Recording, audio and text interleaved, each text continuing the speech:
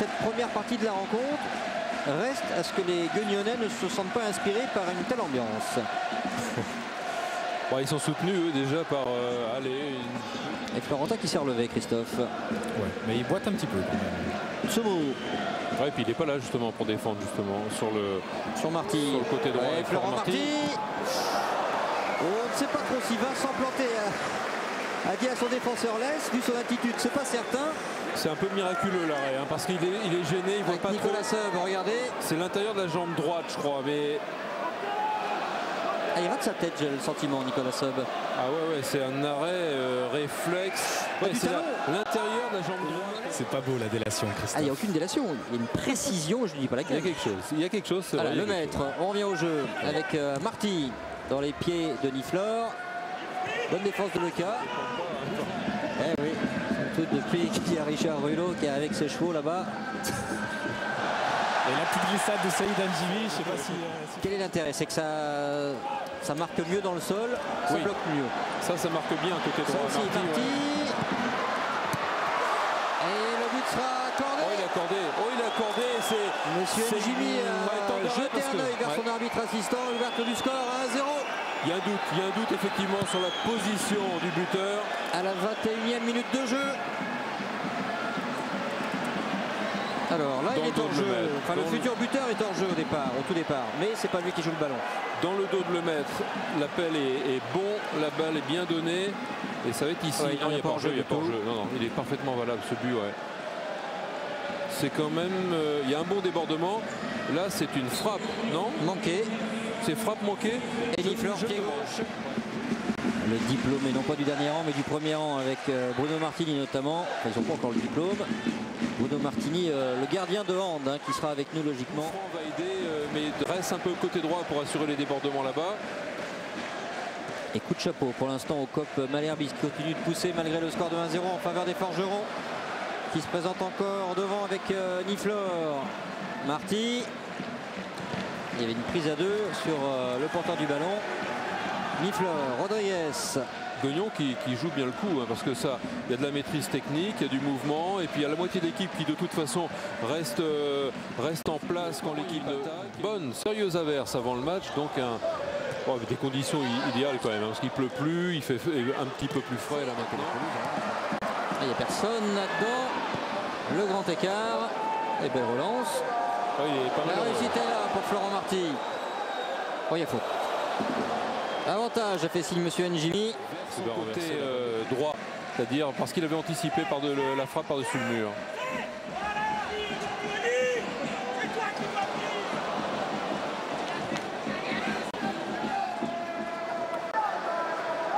Gomez qui a tout de suite regardé où était situé le gardien. Ah, il me plaît bien lui, ce petit Gomez depuis le début du match. Ouais. Ah bah il est libre, hein, il est en fin de contrat. Le centre de Marty va s'implanter à fait peur à tout le stade. Qui demande, oui, Grégory Proman demande. Regardez sur le ralenti proposé. Il ne fallait pas se rater, il y avait du monde derrière. Très bon travail de Rodriguez devant Florentin. On retrouve le latéral Forgeron. Proman là, tombé de la balle. Ça explose vite. Ça part de tous les côtés maintenant parce que tout le monde a haussé son niveau de jeu. Grandin, Florentin, Proman, Gouffran. Et du coup, c'est un jeu canet qui est de plus en plus imprévisible. Surtout, regardez la position de Gouffran complètement à droite sur la ligne de sortie. Position de Florentin là-bas aussi qui était sur la ligne de touche. Rodriguez. Toute la largeur du terrain recherché par les Canets pour étirer. Proman qui a rejoué avec Sanson, qui a le contre favorable. Pas cette fois-ci. Ça commence à être dur hein, physiquement pour Stéphane Sanson qui est au bord de la crampe. Ouais. On vous l'a dit, il est en reprise. Passeur subtil hein, et décisif pour tout dire sur le but de camp. Sans doute pour Stéphane Sanson. Jérôme Rantaine, vous vouliez partir avant la fin du match pour éviter les embouteillages? On va ouvrir votre micro, nos amis. Ce qui est bien, parce qu'on a vu une équipe de Reims à Strasbourg, on va dire, qui a été. Ah, mais c'est un point important, hein, c'est le moins but, ça serait le 42e, ouais. ça permettrait à l'équipe de Guignon sans doute d'assurer pratiquement mathématiquement. Il y aura Tours, Amiens et Le Havre-Dijon. Enfin, beaucoup d'espoir. Ça ferait quand même 4 points et un meilleur goal average sur Amiens. C'est pas non plus, la situation n'est pas encore. Oh, attention pour le sauvetage. Mais il fallait y aller parce que oh, la situation excessivement dangereuse avec Waro qui tend sa grande jambe. C'est plus difficile de se remettre en route et d'attaquer quand on a subi un arrêt comme ça. Avec ce contre que Marty emmène. Un bon match aussi, hein, sur son côté droit, il était dans tous les bons coups. Il a très bien défendu aussi. Logiquement 4 minutes, ce qui n'est pas beaucoup.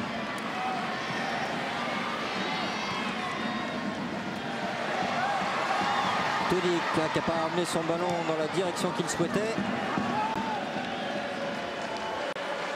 On va retrouver Reynald Lemaitre.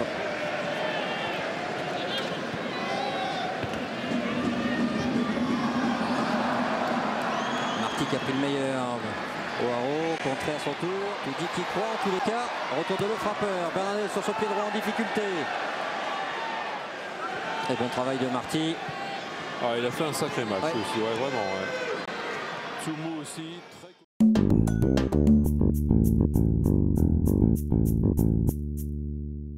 Oui, avec Garland-Tran et Bernard Gineste. C'est un joueur qui est très talentueux et surtout c'est un vrai finisseur, un vrai buteur, ce qui manquait à cette équipe de Strasbourg. Qui a la deuxième meilleure défense du championnat.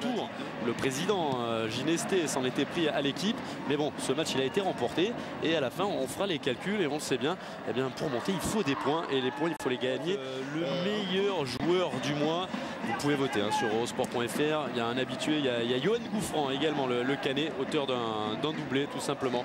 C'était face à Strasbourg dans ce choc de la Ligue 2. Zarabi. Évidemment, dans chaque action offensive des Strasbourgeois, il va prendre le couloir, c'est évident. Chasser il a naturel. les qualités pour le faire. C'est naturel, il revient au galop. C'est pas de Jean de La Fontaine, ça aurait pu. On verra Jean de La Fontaine à la mi-temps avec Christophe Jameau. 22h30, c'est l'heure du foot. On ira faire un petit tour du côté de Paris parce que ce soir, il reçoit Laurent Deutsch. Laurent Deutsch qui va incarner justement le fabuliste dans un film à sortir prochainement. Un grand amateur de football. La bonne tête de Jeff Strasser, mais elle n'a pas dégagé le danger. Regardez, ça rentre dans la surface. Il y avait peut-être quelque chose là, effectivement. Loucard toujours pour ce corner. Il y a du monde au second poteau. Attention, elle était oubliée. L'ouverture du score, elle est magnifique cette ouverture du score. C'est le 6e but de Florent Marty. Je vous avais dit que ce joueur avait de la qualité technique et il vient de mettre une reprise de volée superbe. Deuxième poteau, il la prend comme il faut. Du coup du pied. Je crois que Cassard la touche, mais il y a une telle puissance, une telle force dans cette reprise qui est parfaite.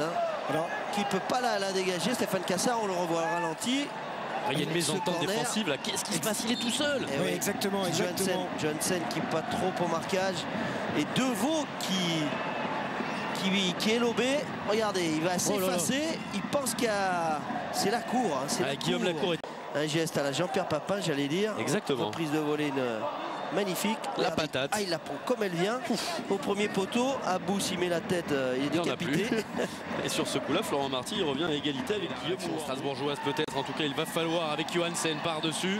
Eh bien, on l'avait pressenti, on l'avait prédit. Attention à ces forgerons. Ils ne sont pas venus ici pour faire figure de faire valoir. Il va récupérer cette touche. Le buteur. Sortie renforcée de son déplacement à haut risque du côté de Caen. Le Racing doit expédier les affaires courantes. Voilà ce qu'il y avait aujourd'hui à la une de la DNA. Voilà ce qui n'a pas fait plaisir justement aux Guignonnais, qu'il a donné ce petit supplément d'âme. Cette équipe guignonnaise qui lui aussi a été formé à Lyon. Mais après, regardez encore cette qualité, cette belle qualité de jeu. Attention, on est un petit peu en retard. Ce tacle glissé là. Un petit peu, vous avez dit. Ouais, beaucoup. Ahmed Abou. Abou qui aurait mérité un petit jaune là-dessus parce que Marty il est passé. Janssen avec Renaud Cohan. Il est passé Renaud Cohan, non. Marty. Bien ça pour prendre un petit peu de temps. On va pas s'embarrasser. C'est importantissime pour les Havrais, mais ils l'ont gagné, ils se sont imposés. Au stade Jules Deschazos. Et puis à Caen, ils ont fait match nul. Et ce soir à la Méno, 20 degrés. Il fait doux. On est vraiment sorti de l'hiver. C'est un vrai temps de printemps ici. Il fait presque chaud. Ouais, c'est bien écarté. C'est bien écarté. Du côté du Strasbourgeois, c'est sûr. Et on a allumé les radios à la Méno. On sait bien entendu que Amiens mène Attention à cette équipe. Ils veulent se sortir de ce match piège. Abou qui joue avec Moulungi. Il est stoppé Moulungi par Florent Marty.